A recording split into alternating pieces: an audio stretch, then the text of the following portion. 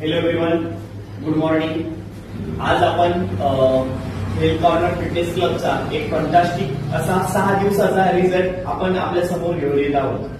या 6 दिवसामध्ये आपण त्यांच्यामध्ये काय बदल झाला, यापूर्वी त्यांची लाईफस्टाईल कशी होती आणि या 6 दिवसामध्ये लाईफस्टाईल कशी झाली त्यांची आणि किती किलो वजन कमी झालं हे आपण त्यांच्याकडून जाणून घेणार आहोत. मैडम प्लीज पहले तो आपका नाम बताइए.